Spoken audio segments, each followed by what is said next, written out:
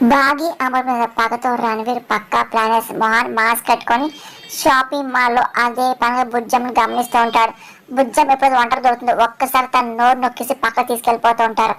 కానీ అంజు ఆనంద్ ఆకాష్కి ఏం అర్థం ఇదేంటి ఇప్పుడు దాకా బుజ్జం అంటుంది కదా, ఇదేంటి ఏమైపోయింది అని చెప్పి అనుకుంటూ అదే పని చూస్తూ ఉంటారు. బుజ్జం ఎక్కడ అని చెప్పి ఆనంద్ అడుగుతుంటారు.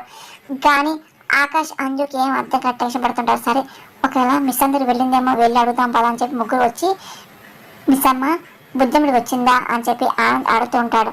అదేంటి ఇక్కడ రావడం ఏంటి, మీ దగ్గరే ఉందిగా అని చెప్పి బాగి అనగానే ఇందాక మా దగ్గర ఉంది, ఇందాక చూస్తే కనపడట్లేదు మిస్ అమ్మ అని చెప్పి ఆనంద్ అనగానే ఒక్కసారిగా బాగి అమర్ కంగారు పడుతుంటారు.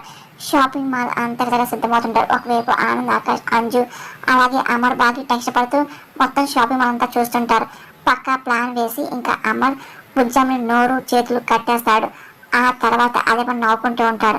బుజ్జమ్మ ఒక్కసారిగా అలాగే చాలా కోపం చూస్తుంది. దేవుడు అర్పణతో తన నోటుకున్న ప్లాస్టర్ ఊడిపోతుంది. అది చూసి ఇంకా రణవీర్ షాక్ అవుతూ ఉంటాడు. అలాగే తన చేతులు కట్టుబడి విడిపోతూ ఉంటాయి.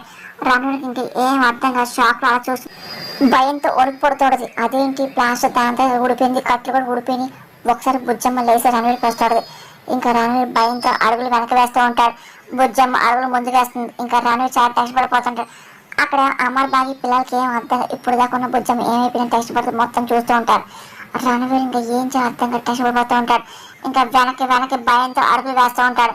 బుజ్జమ్మ కలరకుండా అలాగే రణవీర్ చూస్తూ ఇంకా అదే అడుగులు ముందుకు వేస్తూ ఉంటాడు.